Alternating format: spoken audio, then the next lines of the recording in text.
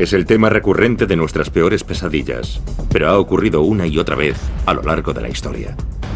Ver a alguien comerse el cadáver de otro ser humano es algo sorprendente e impactante. Y hoy en día sigue ocurriendo.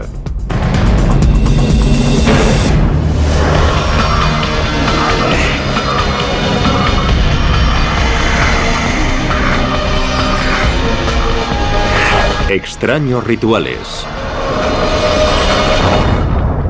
Caníbales.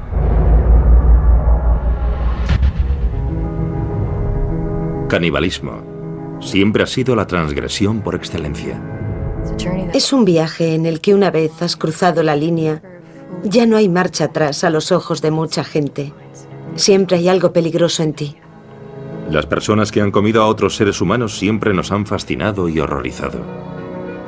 Cuando pensamos en canibalismo, nos sentimos especialmente incómodos si pensamos en un miembro de nuestra sociedad involucrado en un comportamiento caníbal. Es mucho más cómodo pensar en alguien que hace algo así en un lugar muy lejano o que lo hizo hace mucho tiempo. Pero la verdad es que el canibalismo no forma parte solo de la historia antigua.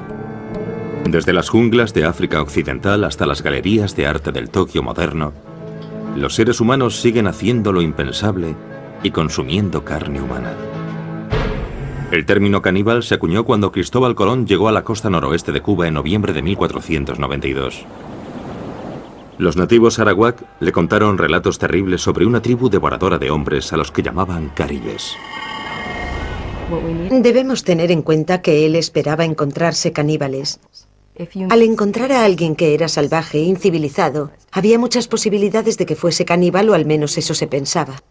Aunque los historiadores posteriores pusieron en duda la veracidad de esos relatos, la palabra caribe fue modificada por los españoles en canib y posteriormente en caníbal, y pronto se convirtió en el término habitual para designar a quienes se alimentan de carne humana.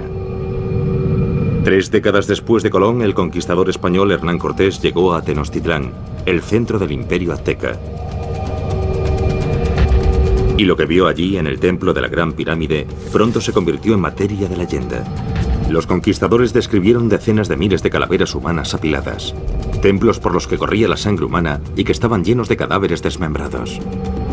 Cortaban los brazos, las piernas y la cabeza, y se comían los brazos y las piernas en banquetes ceremoniales.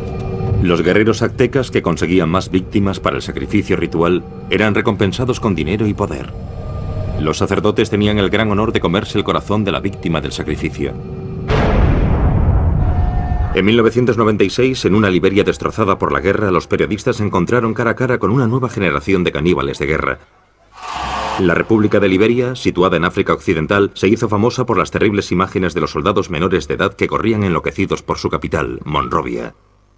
Hay una imagen grabada, la del típico niño soldado africano con una AK-47. Pero en realidad hoy los niños son utilizados como soldados en casi 20 países en todo el mundo. En Liberia, niños de apenas 7 años fueron obligados a alistarse en unidades militares y a cometer atrocidades increíbles, incluido canibalismo. A veces los comandantes obligaban a los niños a cometer atrocidades, incluso contra miembros de su propia familia o su comunidad, para que al niño le resultase casi imposible huir y volver a casa.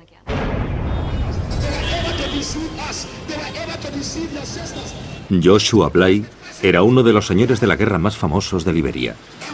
Presume de ser responsable personalmente de la muerte de más de 20.000 hombres, mujeres y niños. Él y sus seguidores además practicaron el canibalismo. Creían que comer corazones humanos les hacía invencibles. Si me disparas no pasará nada. Si un hombre se pone ante mí con un lanzagranadas, yo me quedo allí y digo, vuelve al lanzador. Solo con un dedo, sin protección, nada. Y cuando digo vuelve al lanzador, la granada da la vuelta. Yo sabía que nada podía matarme, esa era mi idea. Unámonos en nombre de Jesús, que Dios os bendiga. Joshua Bly ahora dirige un centro de rehabilitación para exniños soldado, muchos de los cuales lucharon con él. Durante la guerra, Joshua era conocido como el general trasero desnudo, porque estaba tan seguro de que era invencible que entraba en combate ataviado simplemente con un par de botas. Luchaba desnudo porque nuestra tradición me había concedido poderes. Según las tradiciones ancestrales de su tribu, Joshua fue elegido para ser ordenado sacerdote por el dios de su tribu, Niambe Agüe. Tenía 11 años. Mi padre me llamó. Me cogió en sus brazos y lloró, lloró y lloró. Le pregunté qué le pasaba y me contestó: hijo mío, has nacido para este propósito. Has nacido para ser el sacerdote tradicional de esta tribu. Así que han venido a por ti. De repente, oí ruidos, oí guerreros, oí por toda la casa. Hubo bailes y gritos. Los ancianos de la aldea llevaron a Joshua hasta una enorme roca en la que vivía su dios Niambe-Agüe. Me quedé de pie ante aquella roca 3 días y 3 noches. Vi literalmente cómo la roca ascendía. Me quedé allí de pie y después la roca volvió a la tierra y giró sobre mí. Cuando miré qué había debajo de la roca, vi un enorme monstruo. Le miré a la cara y la tenía deformada. Entonces me saludó y me dijo: hijo mío, bienvenido. Le pregunté: ¿eres Niambe-Agüe? Y me contestó: sí, lo soy. Niambe-Agüe implantó depósitos de fuerza bajo la piel del niño. Le dijo que le darían poderes sobrenaturales para proteger a la aldea y para asegurar el éxito de sus cosechas. A cambio de estos poderes, Niambe-Agüe exigió a Joshua que continuase con la tradición de su tribu y realizase sacrificios humanos rituales. Me dijo que tenía muchos sacerdotes que no cumplían con las tradiciones y que tenía que matarlos. Se escogieron víctimas para el sacrificio entre los ancianos de la aldea, para que Joshua pudiese hacer las ofrendas tradicionales a Niambe-Agüe. Yo era un hombre mágico. Era un superhombre. Más aún, cumplía un deber para con mi tribu: asegurarme de que estaban protegidos. En 1980, un miembro de la tribu de Joshua, Samuel Doe, derrocó al gobierno liberiano. El deber de Joshua como sacerdote de Doe era llevar a cabo sacrificios humanos. Los glóbulos blancos de las víctimas se usaban como pociones mágicas para asegurar el poder de Doe. El sargento mayor Samuel Canyon Doe era el presidente, así que inyectamos su fama en la mente de la gente, tomando estos glóbulos blancos y llevándolos a diferentes restaurantes y pagándole a los dueños de esos restaurantes para que los incluyesen en el menú. Así, todos los que comían en ese comedor automáticamente temían al presidente Doe. Cuando Samuel Doe fue asesinado en 1990, Joshua Bly se nombró a sí mismo general trasero desnudo y tomó el mando de una unidad de niño soldado. Fue el comienzo de los 6 años del reinado de terror de Joshua, convertido en uno de los más sangrientos señores de la guerra de Liberia. El sacerdote liberiano Joshua Bly cambió su nombre por el de general trasero desnudo cuando asumió el mando de un grupo de soldados en la guerra civil de Liberia. Pasé de ser un sacerdote a ser un guerrero tradicional. En aquella época yo tenía 14 años. Cuando conocí a Trasero Desnudo éramos 28 soldados jóvenes. Como la mayoría de los niños soldado, Sarti Bropley no decidió libremente ir a la guerra.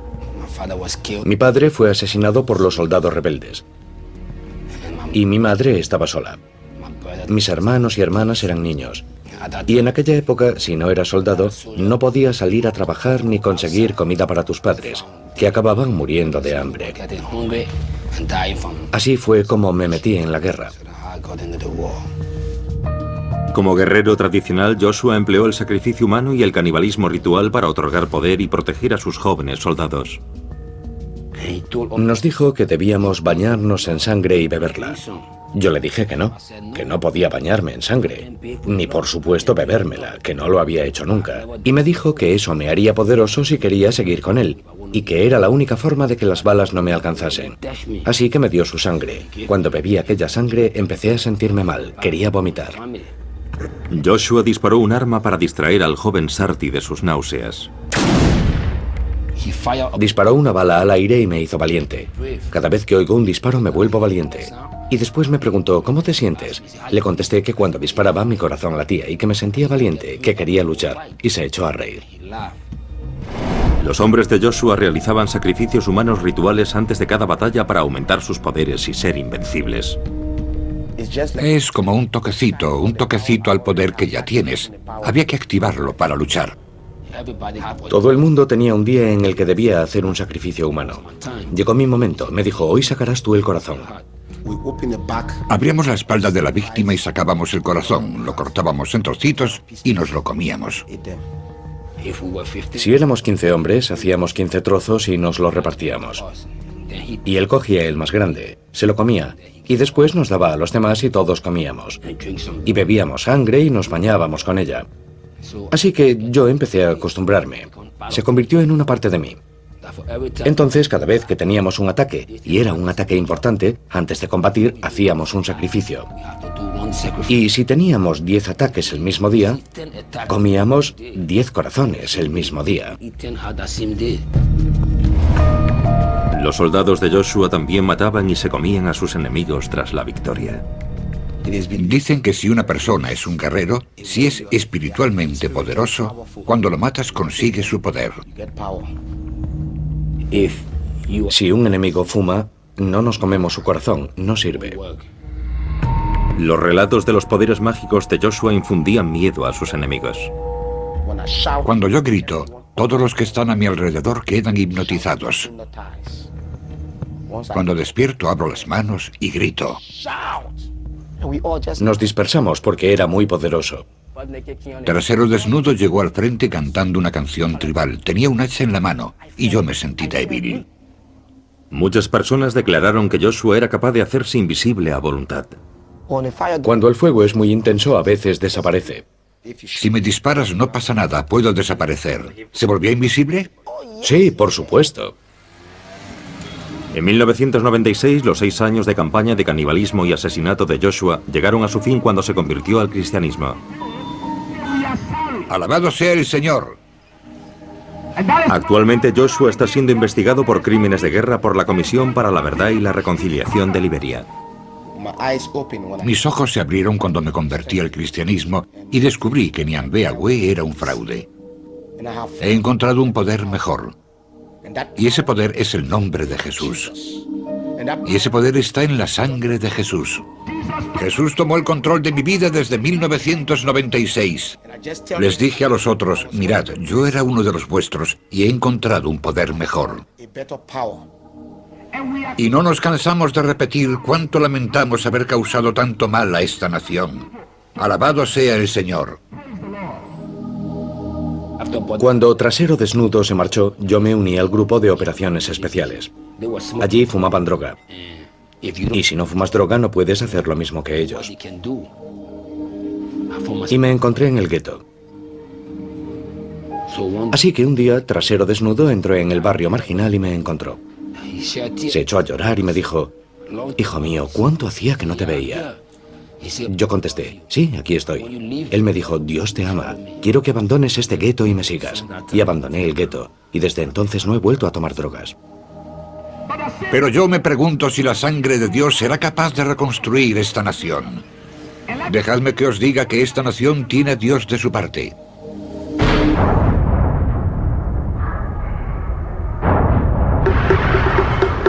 A lo largo de la historia, el canibalismo y la religión a menudo han ido de la mano. En las islas Trobriand, las familias comían a sus seres queridos fallecidos en señal de respeto. El consumo de ciertas partes del cuerpo humano en el marco de determinados rituales funerarios está considerado una forma de compartir el destino de una persona a la que estás muy unido. La filosofía subyacente es muy sublime. En realidad es muy profunda y hermosa en muchos sentidos. La idea del canibalismo se encuentra incluso en la base del ritual de comunión cristiano. Esta es mi sangre. Podemos entender la idea de que Jesús entre en el pan y en el vino, que se convierta en su carne y sangre. Te amamos y te alabamos, Señor. Gracias, Señor. El cristianismo encontró su primer caldo de cultivo en la antigua Roma, una sociedad plagada de violencia ritual. Y de los primitivos cristianos se rumoreaba que con la Sagrada Comunión celebraban un ritual caníbal. Adelante, clava tu cuchillo en el bebé, recibe la sangre joven y fresca, moja tu pan en ella, tómala libremente.